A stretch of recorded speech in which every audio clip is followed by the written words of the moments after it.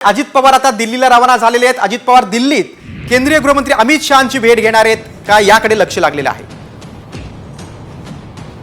अजित पवार दिल्लीला रवाना झालेले आहेत। महायुतीची दिल्लीत आज मात्र बैठक होणार नाही, तरी देखील मग अजित पवार दिल्लीला का गेले, तिथे कोणाशी भेटणार आहेत, हायकमांडचे कुठल्या नेत्याशी चर्चा करणार आहेत, याकडे आता सर्वांच्या नजर आहेत।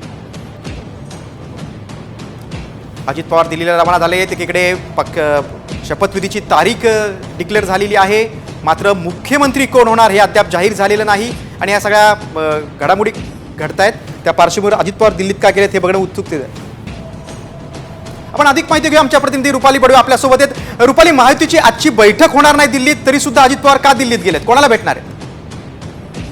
आपण पाहत आहोत की महायुतीचा शपथविधी 5 तारखेला होईल अशा पद्धतीने खरं तर नियोजन ठरलेलं आहे आणि त्याच्यापूर्वी अजित पवार दिल्लीसाठी रवाना झालेले आहेत। दिल्लीमध्ये महायुतीच्या वरिष्ठ नेत्यांची त्यांची भेट होईल अशा पद्धतीची माहिती मिळत आहे, मात्र नेमके कुणाशी ते भेटणार आहेत या संदर्भातली कोणतीही स्पष्टता आलेली नाहीये, कारण की महायुतीची कोणतीही बैठक दिल्लीमध्ये आयोजित नाहीये अशा पद्धतीची सुद्धा माहिती आपल्याला मिळत आहे। त्याच्यामुळे मग अजित पवार नेमकं अमित शहांना भेटणार की नरेंद्र मोदींना भेटणार याबद्दलची स्पष्टता खरं तर अजूनही नाहीये। मात्र तशा पद्धतीने राज्यामध्ये घडामोडी घडत असताना किंवा राज्यामध्ये मुख्यमंत्री कोण होणार याबद्दलची चर्चा रंगत असताना अजित पवारांची दिल्ली वारी ही महत्वाची मानली जात आहे आणि या दिल्ली भेटीमध्ये ते नेमकं कुणाची भेट घेणार, कुणाची चर्चा करणार हे पाहणं तेवढंच महत्वाचं असणार आहे।